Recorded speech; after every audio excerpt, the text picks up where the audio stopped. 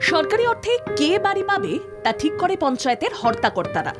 দুর্নীতি নির্মূল করতে রাজ্য সরকার এবার বাড়ির টাকা দেওয়ার ক্ষেত্রে একাধিকবার যাচাই করছে। বিডিও সহ প্রশাসনের কর্তারা ঝাড়াই বাছাই করে প্রকৃত বাড়ির প্রাপকদের অনুদান দেওয়ার সিদ্ধান্ত নিয়েছে।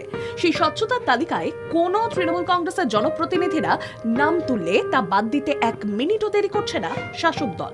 অথচ দেখা যাচ্ছে বিজেপি পরিচালিত মালদার পঞ্চায়েতে ঘুঘুর বাসা। অভিযোগ, বেনিয়মের শিকড় রন্ধ্রে রন্ধ্রে ছড়িয়ে পড়েছে বিজেপি পরিচালিত পঞ্চায়েতে। অভিযোগ, তাঁর স্বামীকে টাকা পাইয়ে দিয়েছেন খোদ উপপ্রধান। উপপ্রধানের স্বামীকে বাড়ি দেওয়ায় বিজেপির মুখ পুড়েছে সরব গ্রামবাসীরা। প্রশ্ন, পাকা বাড়ি থাকার পরেও কি করে বিজেপির উপপ্রধানের পরিজন টাকা পেলেন?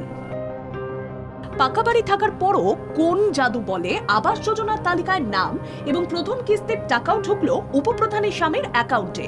সে নিয়েই উঠছে প্রশ্ন।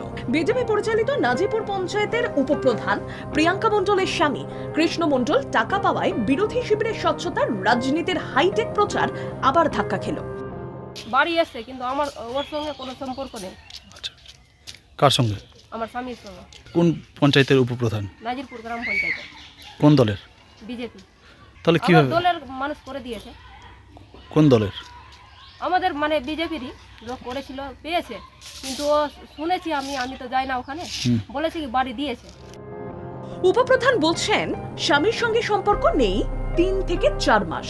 তৃণমূল কংগ্রেস নেতৃত্ব সহ অন্যান্য নেতাদের প্রশ্ন, যদি এই সাফাই মেনে নেওয়া যায় তাহলে আবাসের নামের তালিকা তো আগে তৈরি হয়েছে, তখন কি তিনি প্রভাব খাটিয়ে বাড়ির টাকা পাইয়ে দিয়েছেন?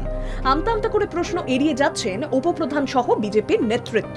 যদিও কৃষ্ণ মণ্ডল নিজে দাবি করছেন তার সঙ্গে সম্পর্ক রয়েছে প্রিয়াঙ্কা মণ্ডলের। নাজিরপুর গ্রাম পঞ্চায়েতের উপপ্রধানের স্বামী, কি নাম আপনার? কৃষ্ণ মণ্ডল।